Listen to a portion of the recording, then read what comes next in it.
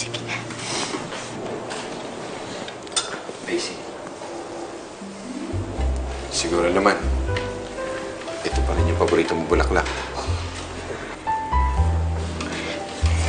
Pasensya ka na. Medyo mahaba ang pili. Tagalan ako.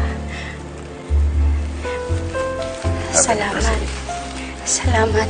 Kahit na ano, basta bigay mo, iingatan ko. Salamat, Lito.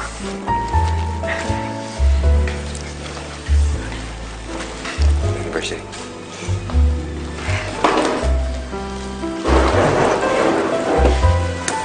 Happy anniversary po sa inyo. Salamat, salamat. Happy anniversary, sir. Salamat. Salamat, Gabriel.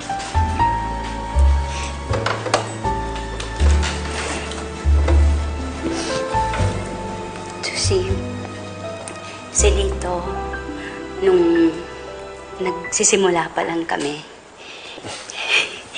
iisang restaurant lang yung kinakainan namin. Kasi paborito niya yung pochero doon. Kaya ako naman, pinag-aralan kong lutuhin. Pochero lang yon. Diba, Tito Daisy? Kaya lang, di ba yung unang beses na luto mo, sabi ni Sir Lito, lasang minuto daw. Oo nga. Nagtampo pa nga siya sa akin.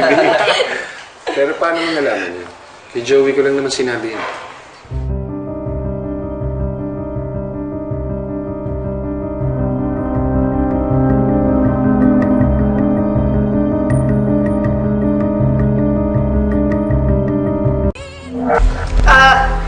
Hindi kasi nakakwento po sa akin yun ni Joey dati. Tapos po kinuwento ko po kay Destiny. Oo. Pasensya na po, nakwento ko lang. Kaya ikaw, Destiny, kung ipagluluto mo si Gabriel, dapat masarap, ha? Huwag ka sa akin magtanong. Masarap naman po kayo magluto ni Daisy. Kahit ano naman lutuin ni Destiny, okay lang sa akin kasi alam kong pinaghirapan niya.